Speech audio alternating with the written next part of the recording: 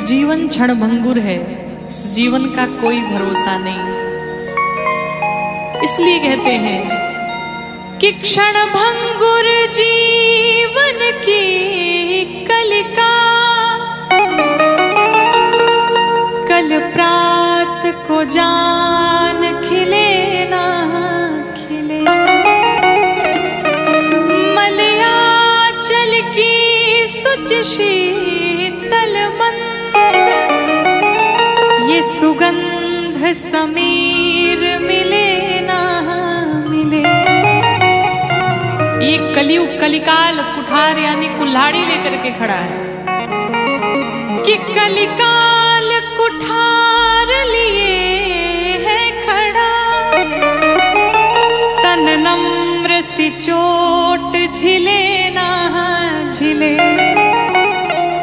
इसलिए कहते हैं कि जपले हरि नाम हरि रसना। क्यों? क्योंकि फिर अंत समय में ये हिले ना हिले। किसी साधक ने लिखा कि काहे माया में भुलाइल बाड़ा तोता हो। अरे खोता छोड़ के जाए के पड़ी। सगरी स्वार्थ खातिर निमन बाउर होता हो। ये खोता छोड़ के जाए के पड़ी। काहे माया में भुलाइल बाड़ा तोता हो। खोता छोड़ जाए के पड़ी। सगरी स्वार्थ खातिर निमन बाउर होता हो। कि सगरी स्वार्थ खातिर निमन बाउर होता हो। खोता छोड़ के जाए के पड़ी। काहे माया में भुलाइल बाड़ा तोता हो। खोता छोड़ के जाए के पड़ी।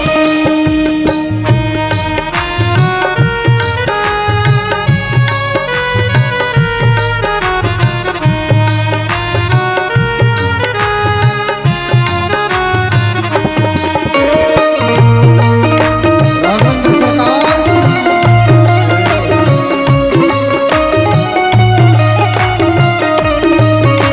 की भाव से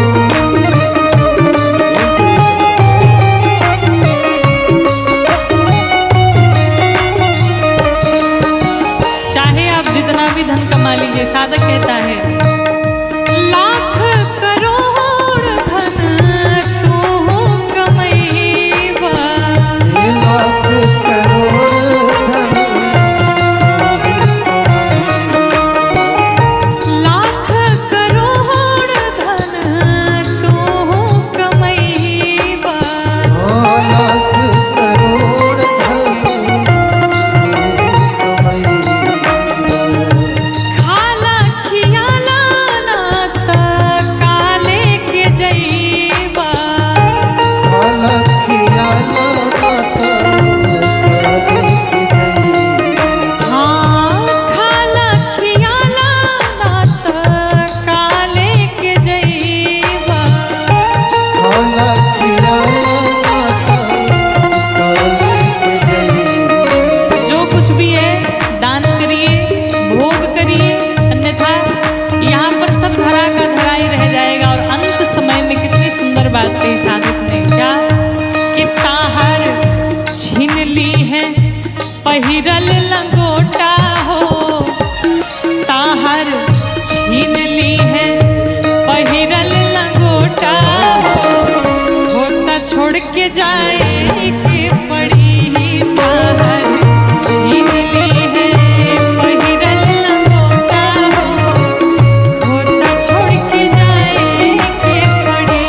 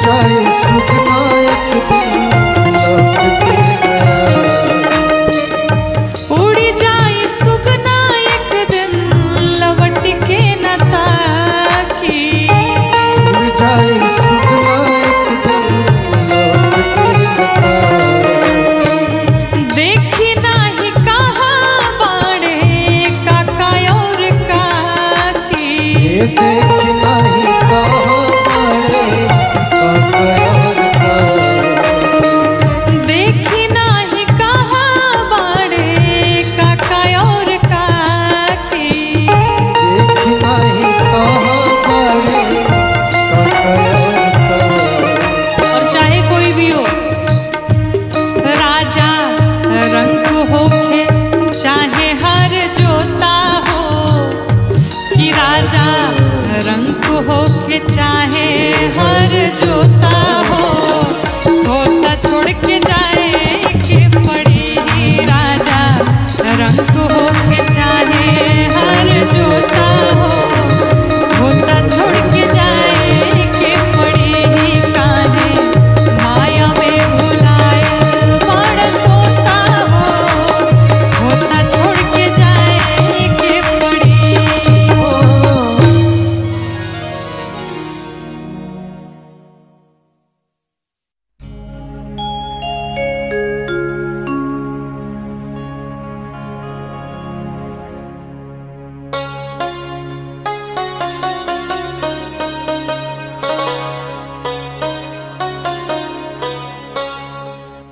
काम क्रोध मद लोभ अभिमानी में होला। काम क्रोध मद लोभ अभिमानी में होला। लीला बहुत जिंदे गहनी में होला। लीला बहुत जिंदे गहनी में होला। काम क्रोध मद लोभ अभिमानी में होला। काम क्रोध मद लोभ अभिमानी में होला। लीला बहुत जिंदे कहानी में होला। लीला बहुत जिंदे कहानी में होला।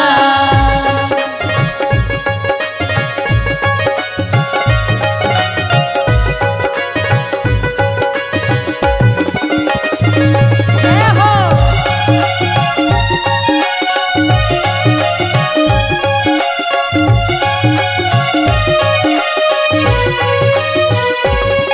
लीला बहुत जिंदे कहानी में होला।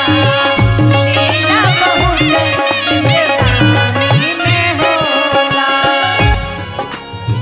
तैहिया मिराज जहिया धोकिल जई है। पाप धर्म के तोहरा लेखा लगई है।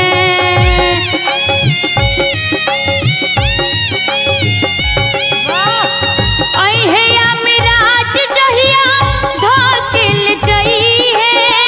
पाप धर्म के तोहरा लेखा लगई है। सब कस गलती नादानी में होला। सब कस गलती नादानी में होला। लीला बहुत जिंदे कहानी में होला।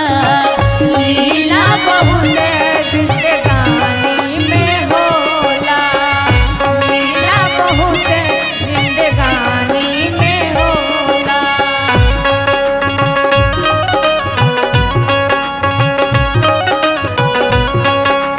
जय हो।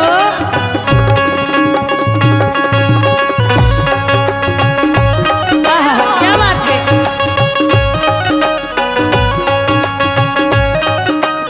हरि बोल। जिंदे कहानी में होला। लीला बहुत जिंदे कहानी में होला। देखी कहल बा 4 दिन के चांदनी बा फिर अंधेरी रात। ये जितना लोग हम सब ये मनुष्य तन पौले बनी जाएगी लीला मात्र के लिए आपन आपन लीला करे के बा और फिर भगवान के पास जाए के बा। ऐसे गुमान देखे कैला के कौने चीज पर। 4 दिन की चांदनी बा फिर बा अंधेरा। मिटला अंधेरा ता होला सवेरा।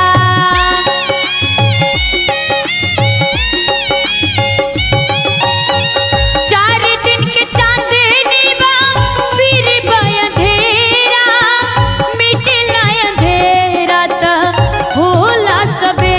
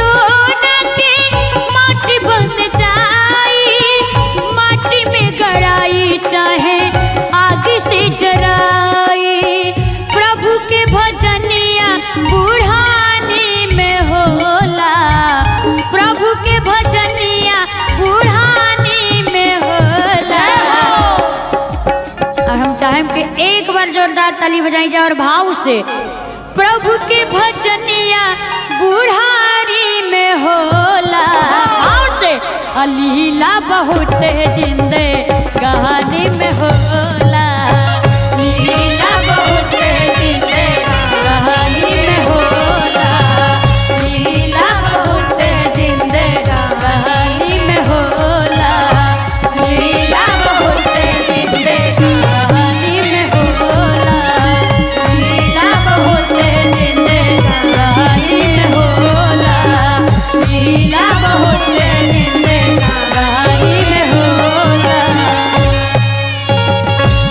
लीला बहुत जिंदे कहानी में होला।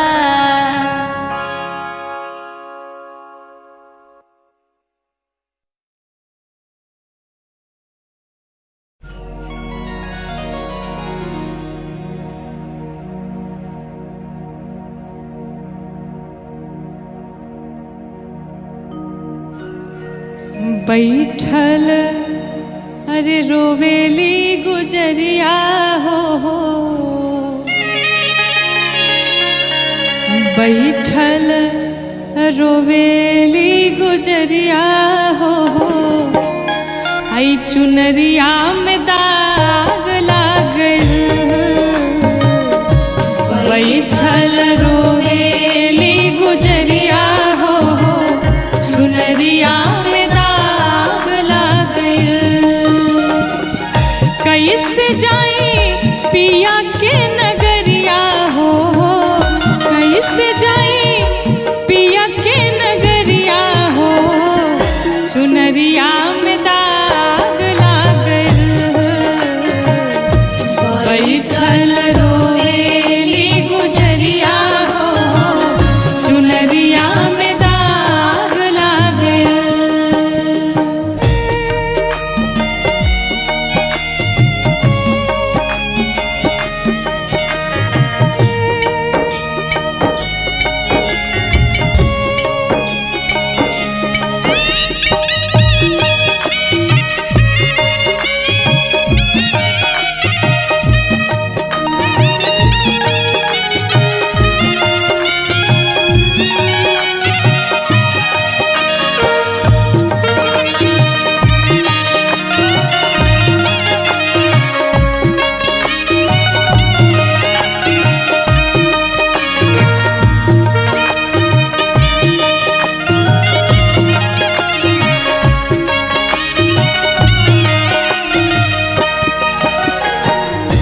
जब जीव को ये भान होता है, पूरा जीवन जब बीत जाता है और जाने का जब समय आता है तो व्यक्ति को पता चलता है हमने अपने जीवन में कुछ नहीं कमाया, लेकिन अब पछताने का फायदा क्या है।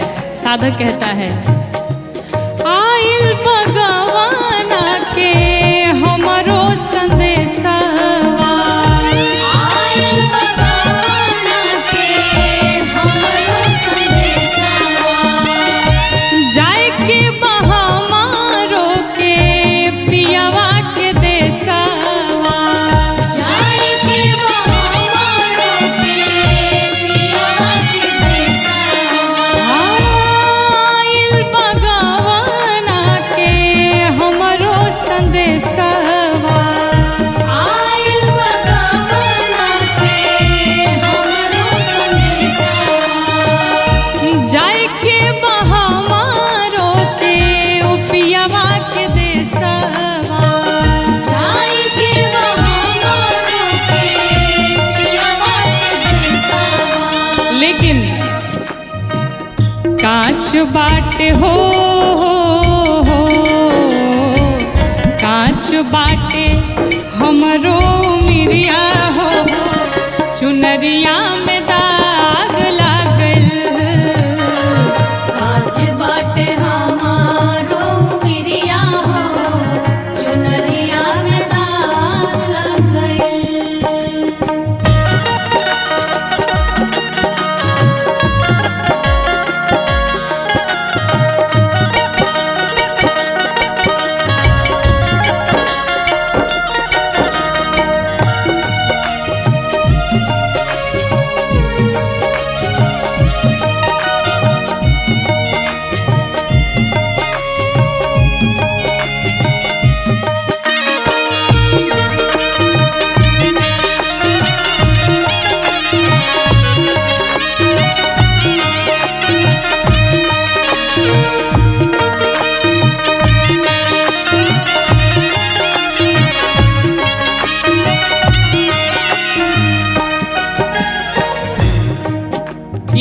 पर जहाँ हम आकर के सभी मनुष्य सारे प्राणी रहते हैं, ये हम सभी का मायका है और भगवान का घर हम सभी का ससुराल है। आप एक बार विचार करिए, कोई भी कन्या अपने मायके में जब आती है तो कितने दिनों तक मायके में रह सकती है? थोड़े दिनों तक। लेकिन इस मायके में आकर के हमने आपने मिलकर के 4 प्रकार के मित्र बनाए। कौन कौन से? काम, क्रोध, लोभ, मोह, ये 4 प्रकार के हमारे मित्र हैं और दिन रात हम इसी के सानिध्य में रहे, इन्हीं से हमने प्रेम किया। साधक कहता है, नैहर में 4 गो यार बनवाली, नैहर में 4 गो यार बनवाली, दिन रात नाही से नैना लड़वाली, दिन रात नाही से नैना लड़वाली, नैहर में 4 गो यार बनवाली, नैहर में 4 गो यार बनवाली, दिन रात नाही से नैना लड़वाली, दिन रात नाही से नैना लड़वाली, उनके सुतवली हमसे जरिया हो, उनके सुतवली हमसे जरिया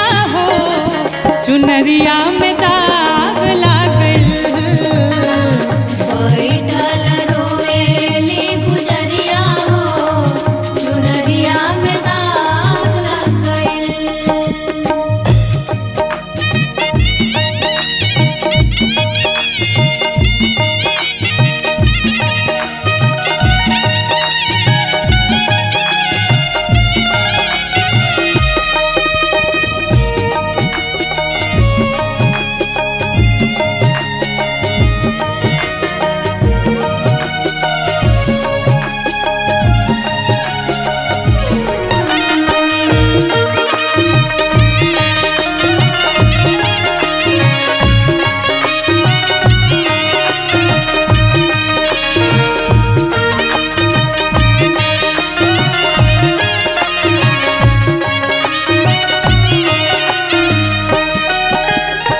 जब जीव माँ के गर्भ में होता है और उसे बाहर निकलने का जब समय होता है, जितना दुख जीव को माँ के गर्भ में होता है, संसार में उतना दुख कभी नहीं मिलता है।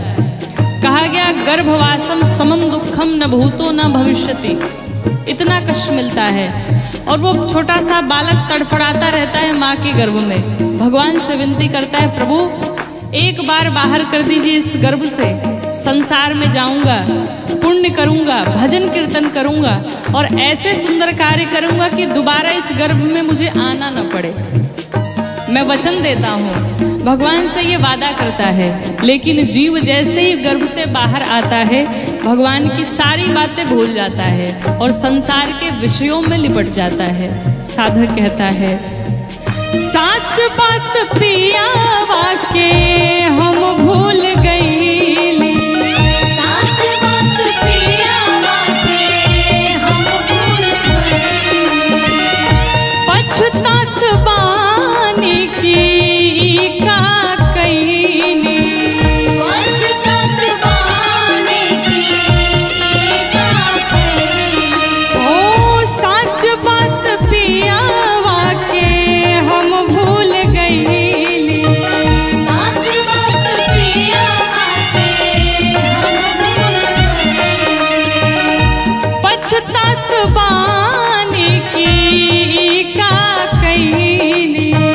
पछतात बानी की का कइली, लेकिन अब पछताने का क्या फायदा? डोली आइल हो, डोली आइल हमारी दुवरिया हो, चुनरिया में दाग लागल, बैठल रोएली गुजरिया हो, चुनरिया में दाग लग गइल।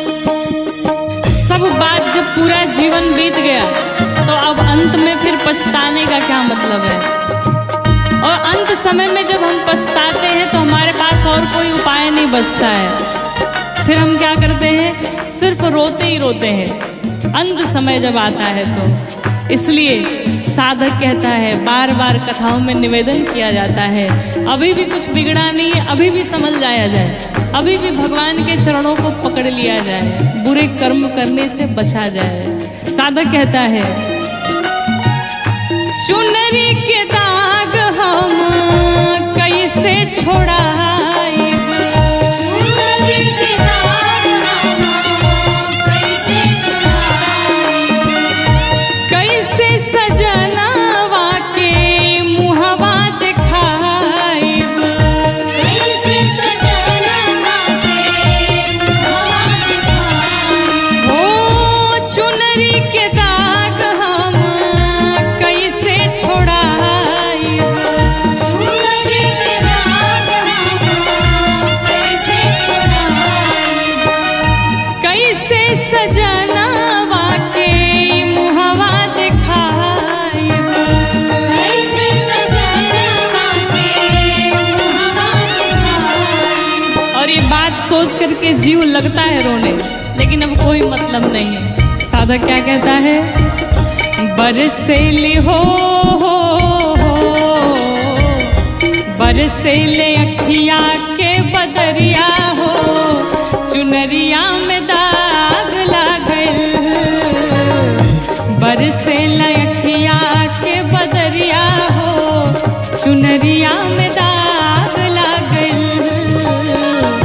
बैठल रोवेली गुजरिया हो, चुनरिया में दाग लग गइल, बैठल रोवेली गुजरिया हो, चुनरिया में दाग लागल।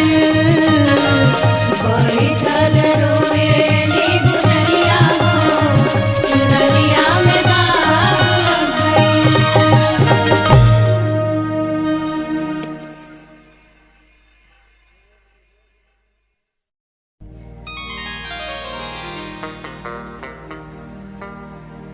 कि तोहर देहिया हो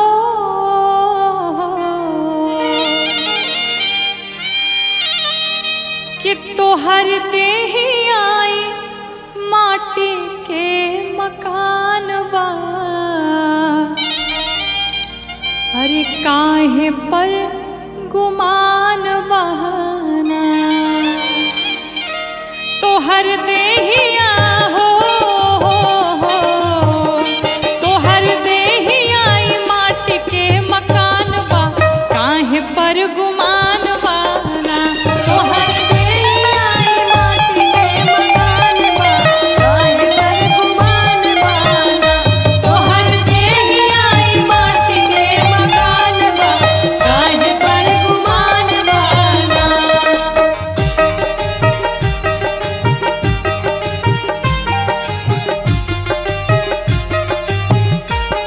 तोहर देहिया माटी के मकान बा, काहे पर गुमान बाना, तोहर देहिया माटी के मकान बा, काहे पर गुमान बाना। कितनी सुंदर बात साधक कहता है, जीवन में चाहे लाखों करोड़ों की संपत्ति कमा लीजिए, लेकिन मरने के बाद एक पैसे भी आपके साथ नहीं जाने हैं। इसलिए कमाना है तो पुण्य कमाइए, किसी का आशीर्वाद कमाइए, सिर्फ यही आपके साथ जाने वाला है। क्या जोर बके तनो पाई पाई साथ एक हो ना जाई, जुर्म कितनो पाई पाई साथ एक हो न जाई, जोर बके तनो पाई पाई साथ एक हो ना जाई, जुर्म कितनो पाई पाई साथ एक हो न जाई, जोर बके तनो पाई पाई साथ एक हो ना जाए हो, तोहर जाए बदे तोहर जाए बदे बांस के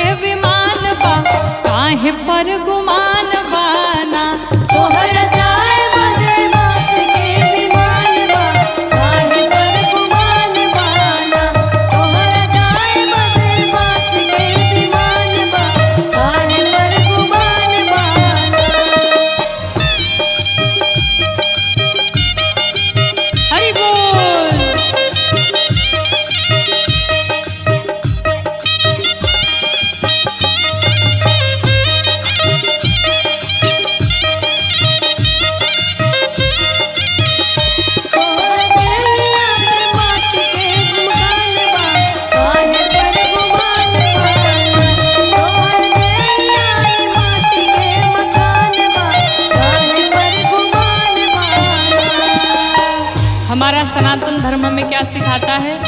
कि हम सबसे प्रेम करें, सब जीवों पर दया करें, परोपकार करें। कहते हैं धर्म कहे बार बार कर सबसे तू प्यार, धर्म कहे बार बार कर सबसे तू प्यार, धर्म कहे बार बार कर सब ही से प्यार। जीव दुनिया के जीव दुनिया के कहीं समान बा, काहे पर गुमान बाना। जीव दुनिया के कहीं समान बा, काहे पर गुमान बाना। जीव दुनिया के कहीं समान बा, काहे पर गुमान बाना।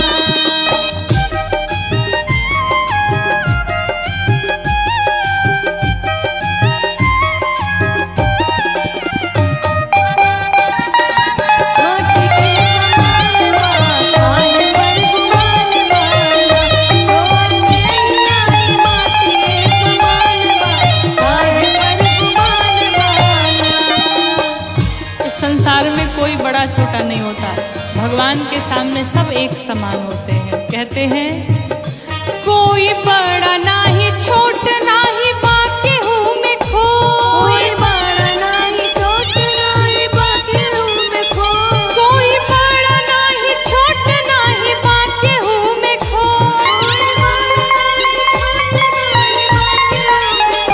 कोई बड़ा नाही छोट नाही बाकी हूँ मैं खो।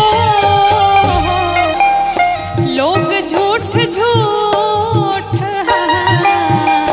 लोग झूठ झूठ हिंदू मुसलमान बा, काहे पर गुमान बाना। लोग झूठ झूठ हिंदू मुसलमान बा, काहे पर गुमान बाना। कहर देही आई माटी के मकान बा, काहे पर गुमान बाना। तोहर देही आई माटी के मकान बा, काहे पर गुमान बाना। तोहर देही आई माटी के मकान बा, काहे पर गुमान बाना।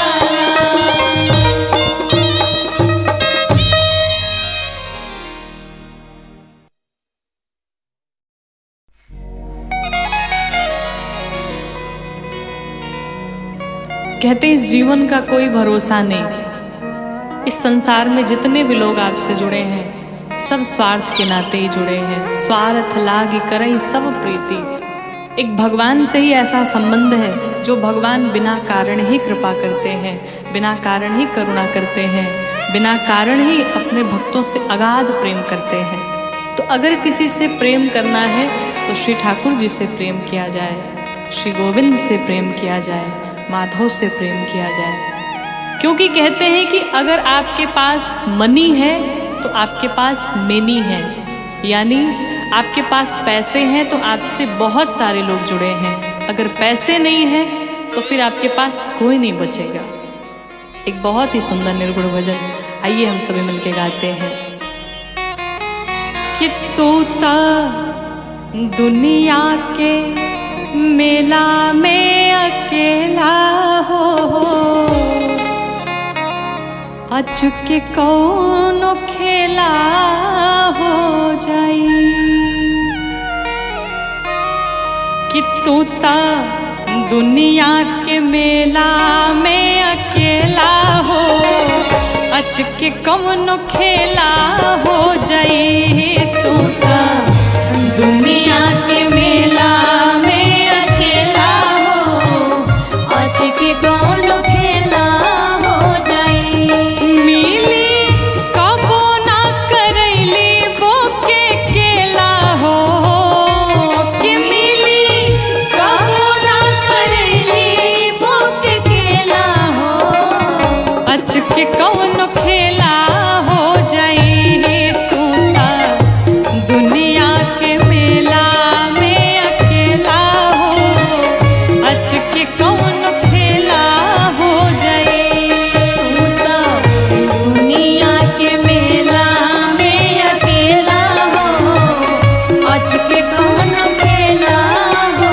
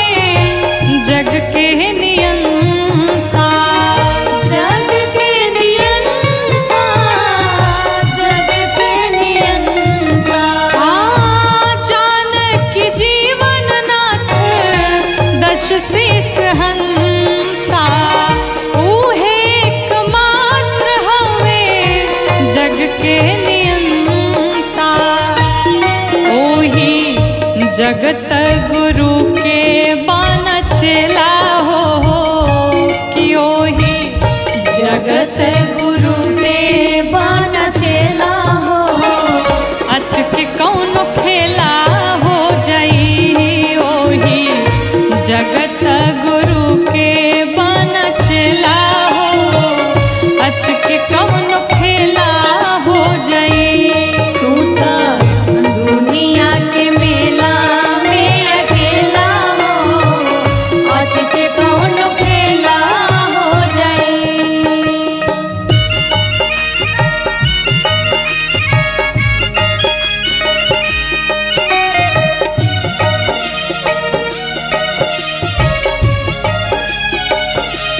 तू तो दुनिया के मेला में अकेला हो आज के कौन खेला हो जाई।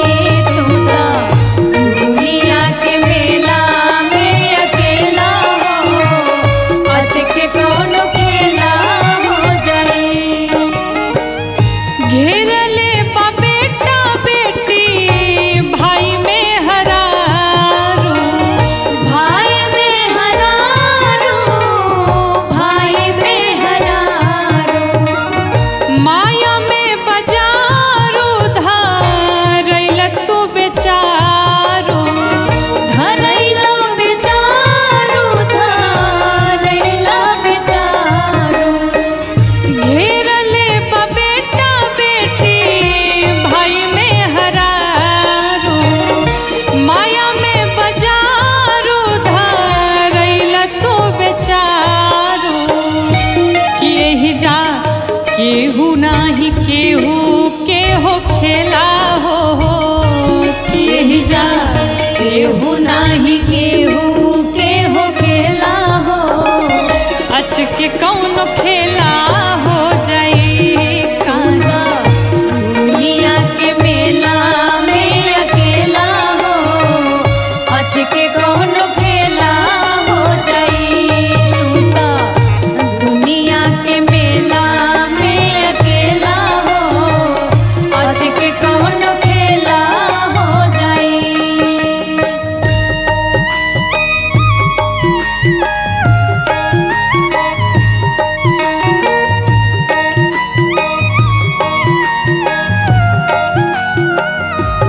तू तो दुनिया के मेला में अकेला हो आज के कौन खेला हो जाई।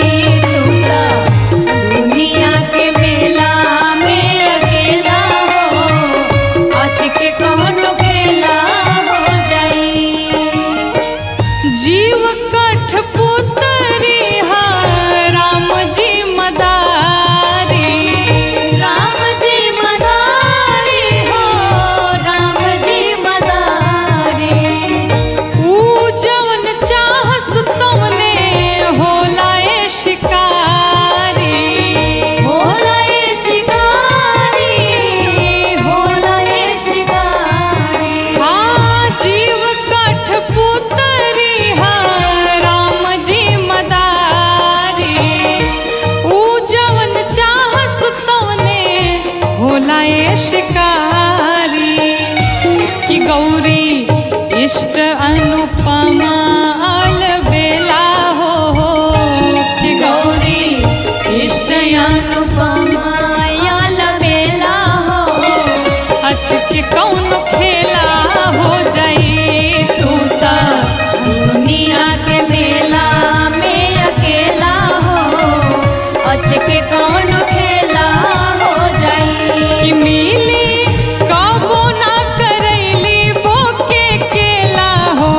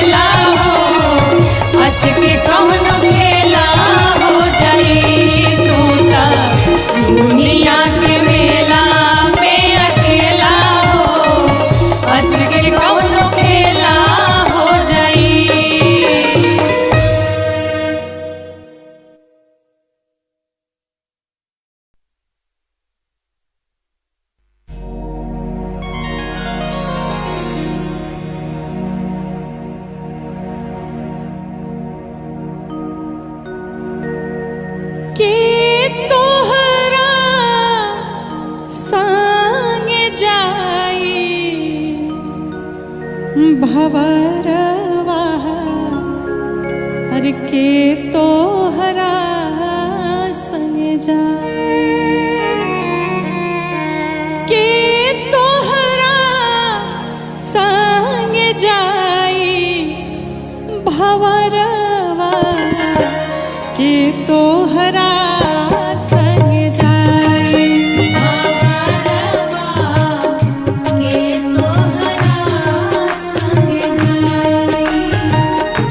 के तोहरा संग जाई भवरवा के तोहरा संग जाई